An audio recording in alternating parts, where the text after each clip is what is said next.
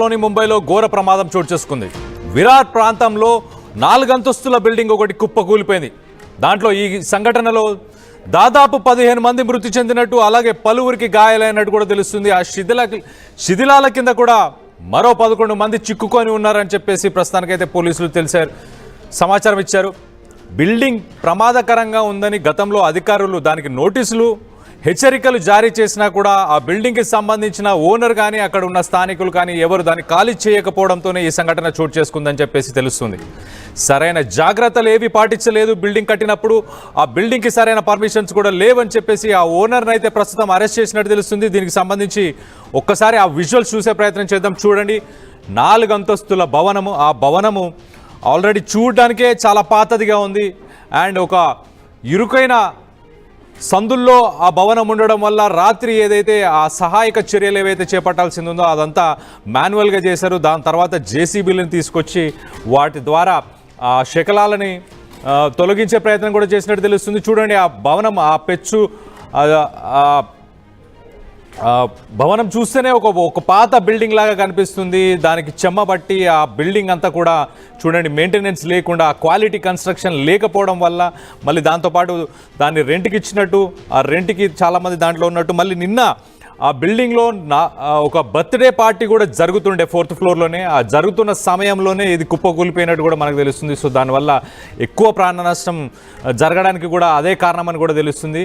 So దీనికి సంబంధించి మరిన్ని వివరాలు మా ప్రతినిధి పెట్రిషా ఉంది. పెట్రిషాతో మాట్లాడి తెలుసుకునే ప్రయత్నం చేద్దాం. పెట్రిషా, చెప్పండి, అసలు మొత్తంగా ఎంతమంది చనిపోయారు అండ్ ఈ శకలాల కింద ఇంకా ఎంతమంది ఉండే అవకాశం ఉంది?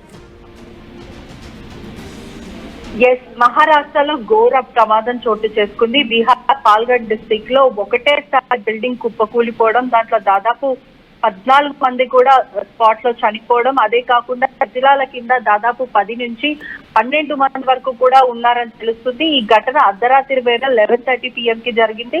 ఏదైతే బిల్డింగ్ లో చిన్న పాప 1 year బర్త్డే పార్టీ జరుగుతున్న చనిపోవడం, దాంట్లో అనేక మంది కూడా ఉన్నారు.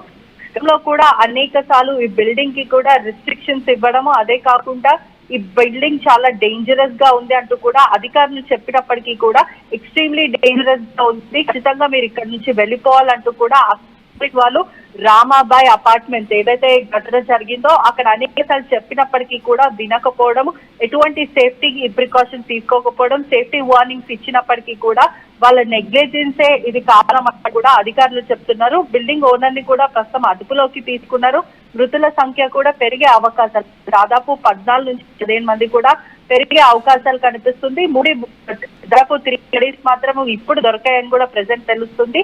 ఈ బిల్డింగ్ కొలాప్స్ కూడా బర్త్డే పార్టీ ఏదైతే 1 year బర్త్డే పార్టీ పాపది జరుగుతుంది. ఈ క్రమంలోనే రిలేటివ్స్ కూడా కొంతమంది వచ్చారని తెలుస్తుంది. అదే కాక NDRF టీమ్ తో పాటు అనేక మంది డిజాస్టర్ మేనేజ్మెంట్ దాదాపు 50 మెంబర్స్ కి పైన కూడా అథారిటీస్ రెస్క్యూ ఆపరేషన్ కొనసాగుతుంది. అర్ధరాత్రి నుంచి కూడా కొనసాగుతుందని తెలుస్తుంది. ఇదే కాక ఆయకట్టాలు చెప్పినప్పటికీ కూడా తెచ్చుకోవాలంటూ కూడా అదను కన్ఫర్మ్ చేస్తున్నారు. అది తల్లి 24 years, అదే కాకుండా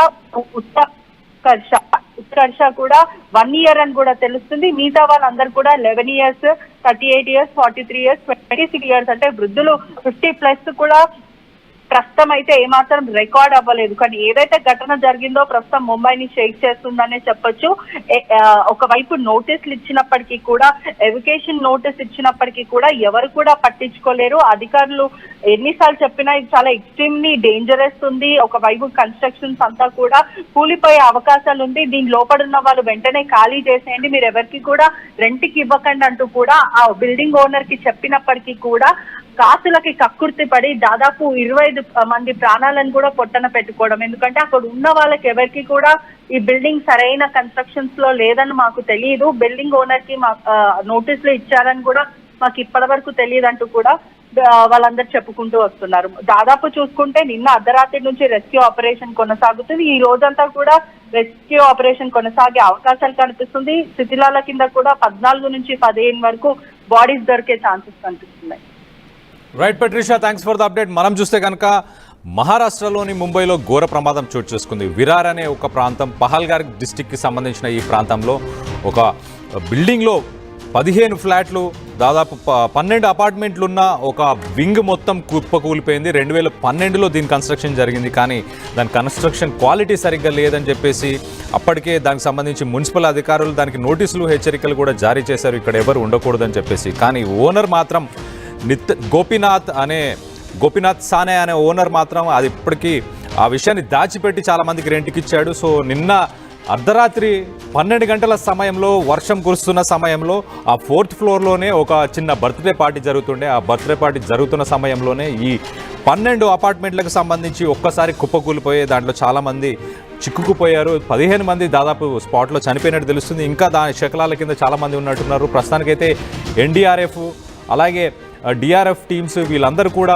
రెస్క్యూ ఆపరేషన్స్ని అయితే ముమ్మరంగా కొనసాగిస్తున్నట్టు తెలుస్తుంది. సో ప్రస్తుతానికైతే ఇలాంటి ఒక విషాద సంఘటన మహారాష్ట్ర